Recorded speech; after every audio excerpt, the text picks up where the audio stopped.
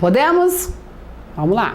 A Lei 8.112 estabelece uma série de deveres e proibições aos servidores públicos. Deveres e proibições. Pois é, né? Já tem lá um monte de boa notícia, mas também tem o chicote, né? Olá, servidor, vambora! Produtividade, pontualidade, tem que ser, né? Assiduidade, urbanidade, tem lá. Isso é um monte de... né? E é só rol exemplificativo. Pode ter mais deveres e mais proibições, sempre lembrando disso, né? Então, olha só, caramba, tem que ficar atento a isso porque é um assunto muito cobrado em prova. Muito, muito. Vamos lá. A Lei 8.112 estabelece uma série de deveres e proibições aos servidores, também estabelece um rol de penalidades aplicáveis para cuja aplicação são considerados a natureza, a gravidade e gravidade da infração, mas também são sopesados os danos advindos para o serviço público. Bonitinha, né? São considerados antecedentes funcionais. Vamos ver se... né? Eu gostei da letra A. São considerados antecedentes funcionais como a avaliação de desempenho, análise crítica de desempenho e relatórios correcionais. Não, realmente são considerados os antecedentes funcionais. Mas dizer que dando esses exemplos, a Lei 8.112 não estabelece isso, entendeu? Não estabelece. Então, não necessariamente por esses meios, mas realmente são considerados antecedentes. Detalhe, quando a gente fala assim, antecedente, o que vem na sua cabeça? Coisa boa ou coisa ruim? Duvido que venha coisa boa, né? Só que no serviço público, existem os bons antecedentes. Nós temos a publicação de elogios, isso existe, publicação de elogios. Quando o servidor se destaca, né? Às vezes a autoridade fica impressionada, né? Nossa, servidor, você se empenhou, se destacou, vou publicar um elogio para você. Sai no Diário Oficial o seu nome lá com elogio. Diferente isso, né? Na iniciativa privada isso não existe. E aí é sim um bom antecedente. Tá certo considerar o antecedente. Agora, esses exemplos aqui não. O que mais? São considerados apenas elementos objetivos, não sofrendo influência de circunstâncias atenuantes ou agravantes. As circunstâncias atenuantes ou agravantes são consideradas sim na aplicação da penalidade. Claro que sim. Dizer que não somente elementos objetivos está errado. Tem que considerar, né? Às vezes o servidor está lá 20 anos, né, 30 anos a fio trabalhando, né, com qualidade, produzindo, e aí por qualquer motivo, por um motivo ímpar, chegou mesmo, comprovou, ele praticou um ilícito funcional. E aí esse ilícito funcional vai apagar os anos de acerto desse servidor? Não pode, né? Então, o antecedente vai contar, assim como as circunstâncias. Às vezes, infelizmente isso acontece, muda a chefia, muda a estrutura administrativa, muda o formato administrativo e o servidor entra em choque. Com razão ou sem, não interessa, mas são circunstâncias que às vezes, num momento fragilizado da vida da pessoa, dá um baque nela, né? Ok? Então, sim, as circunstâncias agravantes ou atenuantes vão ser observados. O que mais? Devem ser considerados todos os elementos subjetivos e objetivos, tais como o tempo de serviço, histórico de apostilamento, avaliação de desempenho. Aí não, né? Aí já exagerou. Todos os elementos subjetivos, tempo de serviço. O que tem tempo de serviço avaliar? O que o tempo de serviço tem a ver com a avaliação para aplicar a penalidade, tempo de serviço? Não.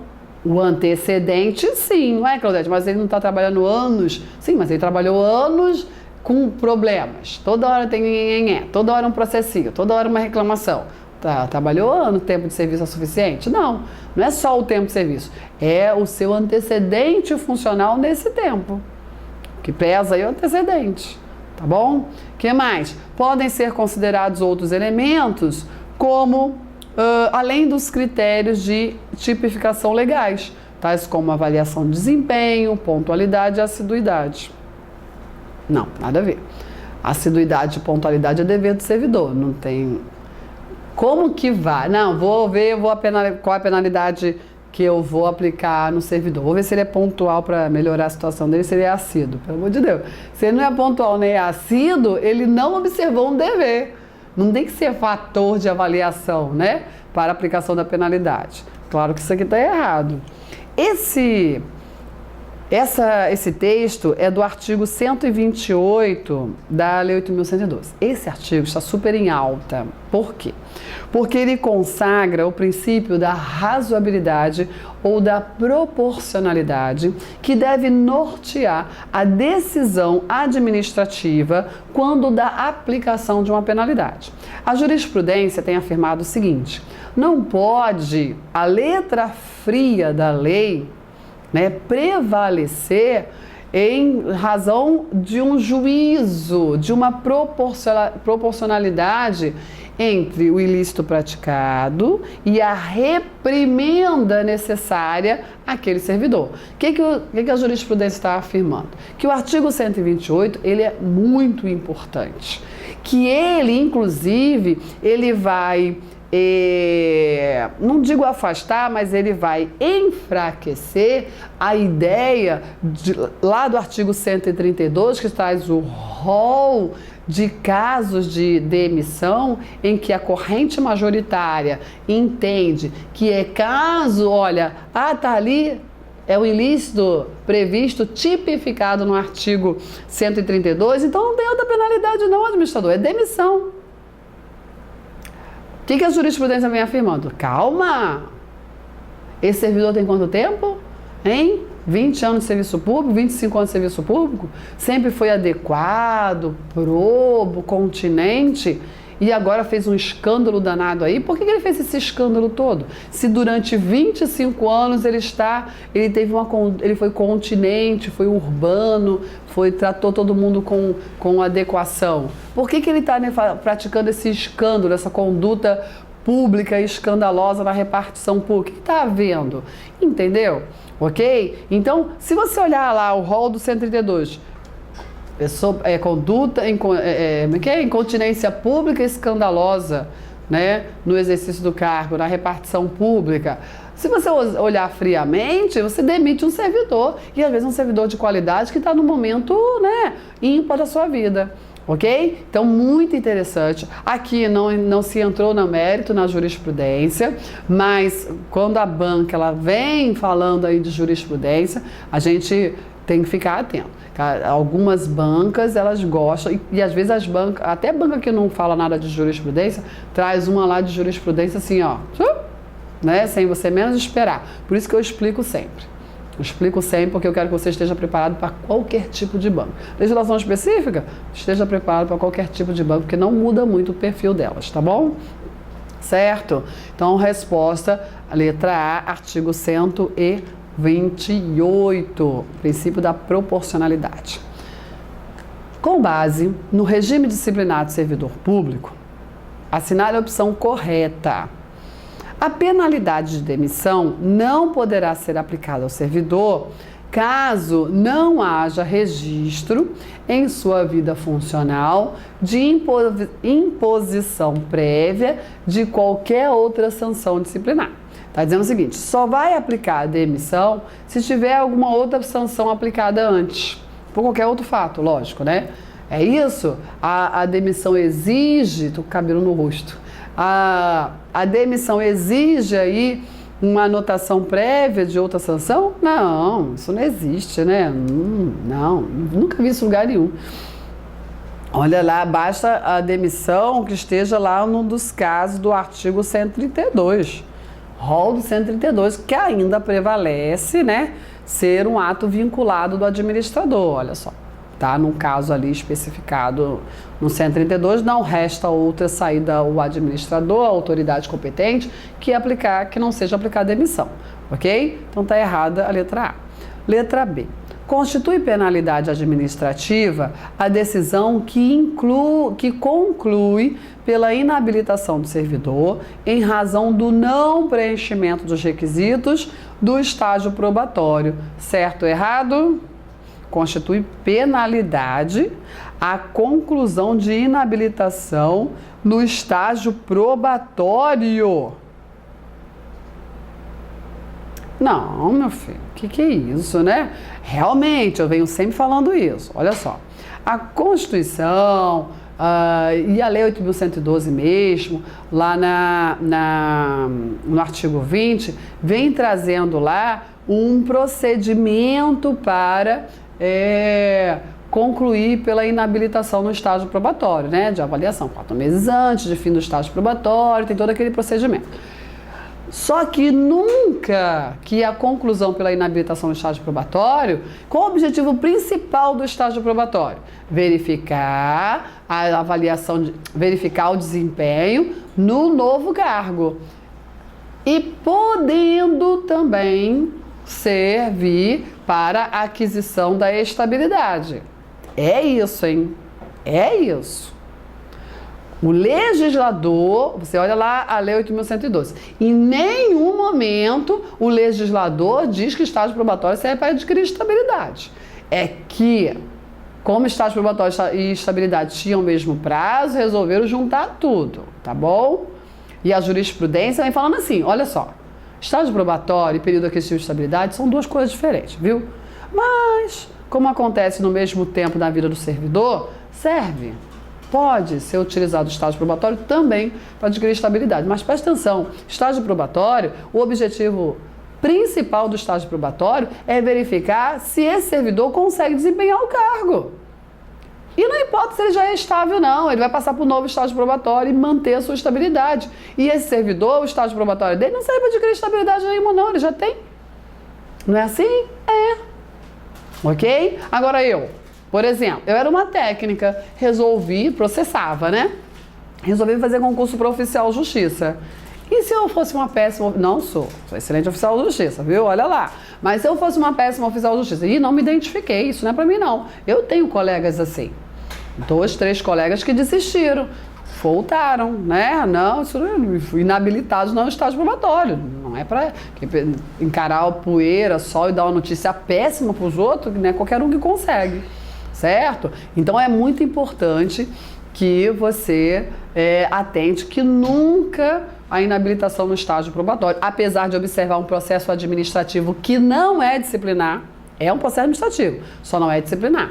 Apesar de observar um processo administrativo, ok? Ele tem onde se tem ampla defesa, não é configurada uma sanção administrativa. Show? Ok? Vamos lá para a próxima questão, para a próxima afirmativa. Então, isso aqui está errado de tudo, né? A conduta do servidor que se vale do cargo para lograr proveito pessoal em detrimento da função pública não enseja a penalidade de demissão. Isso aqui é a famosa carteirada, né? Sabe quem está falando? Infelizmente, tem muito servidor que faz isso, né? É triste isso, mas é verdade. Mas olha, na hora que começarem a demitir, aí isso acaba. Porque essa conduta enseja demissão. Demissão, No Brasil, não precisa de mais leis, não, só precisa cumprir as que tem, né? Enseja demissão, é causa de demissão. Tá bom? Lograr proveito pessoal em detrimento da dignidade da função pública. Esse é o nome científico da carteirada. O que mais? Em decorrência do princípio da legalidade, é vedada a conversão da penalidade de suspensão em multa. Como assim? Claro que isso está errado. A multa, ela não existe aplicação própria de multa. Outra coisa interessante é o seguinte, o servidor tem direito, olha só, ou autoridade, você me puniu, aplicou multa. Mas eu tenho interesse que essa suspensão, aplicou multa nada, aplicou suspensão. Mas eu tenho interesse que essa suspensão seja convertida em multa, viu? Eu quero. Eu tenho direito, eu exijo. Ele começou a pedir pouco, né? Depois começou a exigir. Tá errado. Não é direito subjetivo do servidor, não. Se houver conveniência para a administração pública, se houver conveniência para a administração pública, a pena de suspensão poderá ser convertida em multa, entendeu? Poderá ser convertida em multa na proporção de 50%, né? Que trabalha o dia todo recebe 50%. É isso. Tá bom? Então tá errado dizer que é vedada a conversão da suspensão em multa. Sobrou a letra E, né? Na hipótese de acumulação ilegal de cargos, a infração será apurada mediante processo administrativo disciplinar sumário, conduzido por comissão disciplinar, composta por apenas 2 servidores estáveis. Perfeito. A acumulação ilegal é pelo sumário. O PAD sumário, ele foi criado, né, foi idealizado, se pensando na apuração da acumulação. E aí, idealizar o PAD sumário. Instaurou, que tem todo esse trâmite, né? Instaura nada, minto, desculpa. Antes de instaurar, notifica o servidor para ver o que ele quer da vida dele. Seu servidor, vem cá, meu filho. Você não podia estar acumulando, não. Você está com 2 cargos, pode ir, não. Esses aí, não. Ah, não está no permissivo constitucional, não. Exatamente. Escolhe o que você quer. Vou te dar 10 dias para pensar. Olha, o PAD sumário da Lei 8.112 é quase um incentivo ao ilícito, né? A Lei 8.112 é uma mãezona. Então, ela não pode acumular, a criatura está acumulando. Aí, o administrador viu que ele está acumulando. Aí, chama o servidor. Servidor. Ai. Não pode acumular. 10 dias para você escolher. 10 dias para você escolher. Sem PAD ainda. Não tem PAD, não. Ainda não foi instaurado. Aí, o servidor indeciso, né? Coitado. Não conseguiu se decidir. Não escolheu. Não escolheu. Pô, servidor, você está me obrigando a instaurar um PAD. Aí instaura o PAD, o sumário, né? Aí, no ato da instauração, qual o objetivo da instauração? Constituir a comissão de 2 servidores estáveis e já coloca a autoria e a materialidade, pelo amor de Deus, já se sabe, a autoria e materialidade ali, qual é o ilícito e quem é que está praticando esse ilícito, né? Mas não comprovou ainda, tem ampla defesa. Depois, um servidor é citado para se defender, citação pessoal ou por sua chefia imediata, para apresentar defesa em 5 dias. Tá bom? Se esse servidor não se defender, né, revelia, aí vai ser designado, declarada a revelia e designado um defensor dativo, tá certo? Que vai produzir a sua defesa a partir da sua designação. Se ele não for encontrado, aí vai ser citação por edital. Se for citação por edital, ele vai ter 15 dias para responder. Porque toda citação por edital, o prazo de resposta é de 15 dias. Não importa se o PAD é sumário, não importa se o PAD é ordinário. Tá bom? Aí, olha só que interessante. O que diz o legislador? Se até o último dia do prazo de defesa o servidor manifestar sua opção, aí chega lá no último dia do prazo de defesa, ele, consegui. Consegui o quê, servidor? Consegui me decidir, vou escolher agora o cargo que eu quero ficar. Pronto, presunção de boa-fé, ele não vai ser punido, ele se exonera do outro e fica em um. E tem que devolver o outro? Não tem. Pois é. Certo? Então, realmente, a letra E é a resposta. Artigo 133, inciso 1. Inciso 1. Boa revisão que nós estamos fazendo, hein? Tomara que você esteja gostando. Eu acho legal. Próxima questão. Quanto ao regime jurídico dos servidores públicos, aponte a alternativa correta. Os servidores contratados por tempo determinado para atender a determinada... Vou ler de novo. Os servidores contratados por tempo determinado para atender a necessidade temporária de excepcional interesse público passam a integrar o regime estatutário. Isso é constitucional, né? Não. Regime estatutário, não. Por quê? O regime estatutário é aplicado ao ocupante de cargo público. Cargo público. Cargo público comissionado, cargo público vitalício, cargo público efetivo ou cargo público comissionado. O vitalício, magistrados, membro do MP, Tribunal de Contas, tem o seu próprio estatuto. Cada um tem o seu, ok? Agora, o servidor público civil federal, o estatuto é a Lei 8.112. Quem é estatutário é tanto o efetivo, o regime estatutário foi idealizado para ele, é verdade, para o efetivo, mas também consideramos servidor público estatutário o comissionado. Por quê? Quem é servidor público segundo a Lei 8.112? Servidor público é a pessoa legalmente investida em cargo público. E quais são os dois cargos que a Lei 8.112 regulamenta? O efetivo, principal, e o comissionado. Então, o comissionado é servidor? Claro que é servidor. Por quê? Porque ele está investido num cargo público. Eu não estou falando do comissionado antes de ser servidor. Ah, mas quem pode ser comissionado pode ser um efetivo, pode ser um aposentado, pode ser um empregado público, pode ser um estranho, mas você está falando dele antes de ser comissionado. Como servidor, investido no cargo em comissão, ele é servidor. Entendeu? Estatutário, ele é estatutário. Por que ele é estatutário? Porque ele é regido por um estatuto, ele não é regido pela CLT. Tá certo? Ok? Então tá certo, a afirmativa está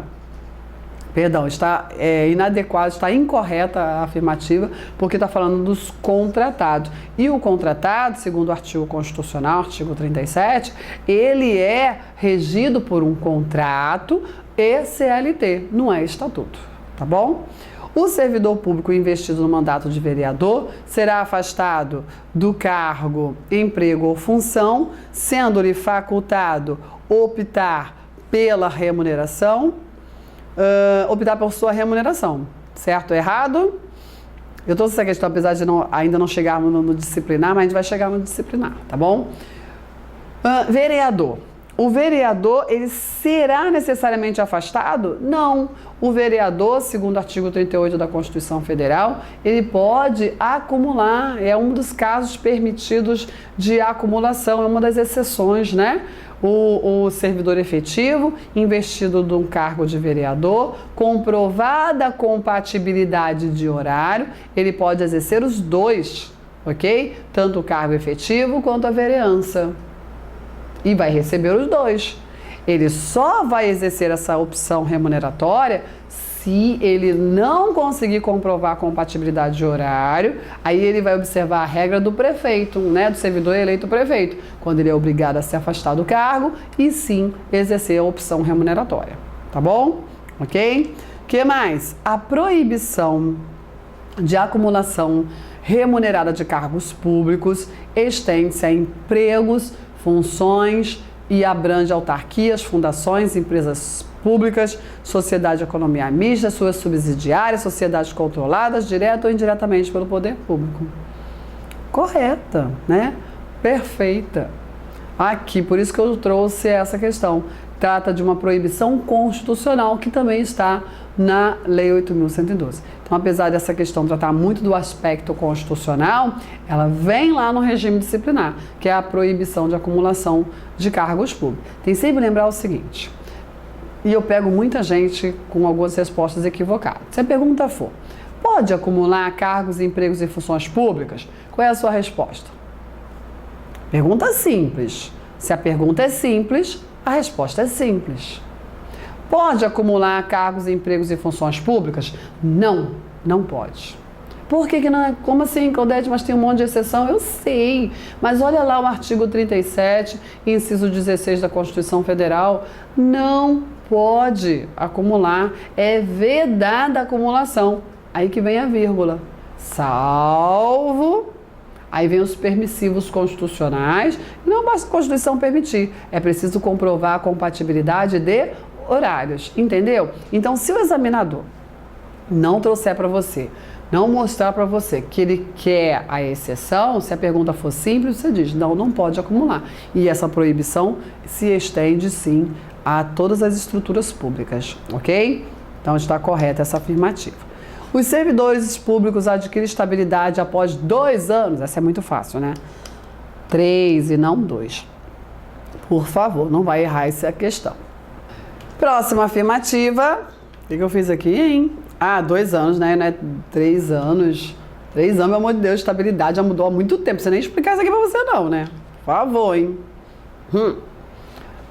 O servidor público estável só perderá o cargo em virtude de sentença judicial transitada em julgado, em virtude de sindicância em que lhe seja assegurada ampla defesa, ou mediante procedimento de avaliação periódica de desempenho, na forma da lei complementar, assegurada ampla defesa. Olha só, qual o problema aqui? De cara, assim, para não entrar em muitos detalhes. A estabilidade é uma garantia constitucional que protege o vínculo funcional. O objetivo da estabilidade é esse, proteção do vínculo funcional, ok? Esse vínculo funcional, ele já nasce protegido pela efetividade. Sim. A efetividade é uma característica do cargo público que não permite a livre exoneração. Ninguém falou isso para você? Pois é. Então, a efetividade, ela já é uma proteção ao vínculo funcional. É diferente do comissionado, que pode ser livremente exonerado, já que o vínculo funcional dele é precário. Show? Não é assim? Agora, a efetividade, que é um pressuposto para a conquista da estabilidade, já que só vai conquistar a estabilidade quem for nomeado para cargo efetivo, isso é de 98 para cá, foi com a emenda 19 de 98, né? E essa proteção ao vínculo funcional, ela se amplia com a conquista da estabilidade. Aí, uma vez conquistada a estabilidade, só vai perder o cargo nos casos especificados em lei, que está lá no artigo 41 da Constituição Federal, tá certo? E o que temos lá? Quando é que o servidor perde o cargo? Eu não gosto muito dessa afirmativa não, mas tá bom, né? Eu acho que ele perde o vínculo funcional, né? Porque, por exemplo, o cargo foi extinto e ele é estável. Ele pode dizer, não vai perder meu cargo não, porque eu sou estável. Não, vai perder do mesmo jeito, entendeu? Mas, vai perder o cargo, só não vai perder o vínculo funcional porque vai para disponibilidade. Certo? Mas vamos lá. Aí a Constituição diz, olha, servidor estável só perderá o cargo por sentença judicial, em virtude de sindicância? Não, em virtude de sindicância não. A sindicância, a Lei 8.112, diz que ela só pode, penalidade que ela pode ensejar é advertência e suspensão até 30 dias. Demissão, causa que determina a perda do cargo, a perda do vínculo funcional, não pode ser por uma sindicância. Tem que ser através de um processo administrativo disciplinar, ok? Então a resposta é realmente a letra C, não é isso? É isso mesmo, a letra C. Vamos lá? Mais uma questão. De acordo com a Lei 8.112, o processo disciplinar, instrumento destinado a apurar a responsabilidade do servidor por infração praticada no exercício de suas atribuições ou que tenha relação com as atribuições do cargo em que se encontre investido, se desenvolve em 3 fases que são. Então, olha só. Quando o examinador, assim, o PAD, fases do PAD, aí você assim, caramba, e agora? É PAD sumário ou é PAD ordinário? O que eu faço? Se ele não falou, é porque ele está falando do PAD ordinário. O sumário tem que especificar, porque tem uma diferençazinha, nós já vimos, né? Ok? Então, ele está falando do PAD ordinário, claro que sim. Quais são as fases, as 3 fases do PAD ordinário, hein? Instauração, protelação. Fala sério. Instituição, inquérito policial, instrução, inquérito administrativo e arquivamento. Instauração, inquérito administrativo e julgamento. Instauração, inquérito policial e julgamento. Olha, essa questão nem precisava ter estudado para fazer ela. E ela que parecia ser muito inteligente, né? Artigo 151. Claro que isso aqui está errado. Vamos lá, mais uma. Analise, a resposta já viu, né? Quais são as 3 fases do PAD. Analise as proposições a seguir relativas ao regime disciplinar dos servidores públicos civis, conforme a Lei 8.112. É proibido ao servidor participar de gerência ou administração de sociedade privada, personificada ou não personificada, exercer o comércio, exceto na qualidade de acionista, cotista ou comanditário. Perfeito, né? Nós já falamos disso. Ele realmente não pode, salvo essas exceções. Cuidado que tem uma outra exceção da exceção, que se ele tiver em licença patrada de interesse particular, aí ele pode ser gerente administrador de sociedade, tá bom? Mas se a questão trouxer, aqui a questão tá sequinha, né? Trazendo base do base. Artigo 117 da Lei 8.112, ok? O que mais? Sempre que o ilícito praticado pelo servidor ensejar a imposição de penalidade de suspensão por mais de 15 dias, de demissão, cassação de aposentadoria ou disponibilidade ou destituição de cargo em comissão, será obrigatória a instauração do PAD. Obrigatório o PAD. Está errado, porque é suspensão por mais de 30 dias que obrigatoriamente exige o PAD. Suspensão até 30 dias pode ser por meio de sindicância. Olha lá o artigo 146 da Lei 8.112, essa afirmativa está errada. Na apuração de abandono de cargo ou inassiduidade habitual, será adotado o procedimento sumário. Sim, perfeito. Ou seja, o sumário foi idealizado para a acumulação de cargos, mas também se adota o sumário, de acordo com o artigo 140, para apurar tanto o abandono quanto a inassiduidade habitual. No processo disciplinar, o procurador do acusado poderá assistir ao interrogatório, bem como à inquirição de testemunhas, sendo vedado interferir nas perguntas e respostas, facultando-lhe, porém, reinquiri-las por intermédio do presidente da comissão. Sim, lógico, né? O procurador está ali, ó, produzindo a defesa, prova oral, colheita de prova oral. É claro que ele pode, sim, respeitar daí o procedimento, artigo 159, parágrafo 2º, está correta essa afirmativa. E aí, está correto a 1, a 3 e a 4. Show? E aqui a gente finaliza a nossa revisão do regime disciplinar, certo? Olha só, vai aí a minha mensagem para você de incentivo. Diante de uma dificuldade, substitua o não consigo pelo vou tentar outra vez. Eu sempre falo isso. Olha só, tenta, né? Ai, que eu deito, eu não consigo acordar de madrugada para estudar. Sim, você tenta. O primeiro dia você vai parecer que você vai morrer.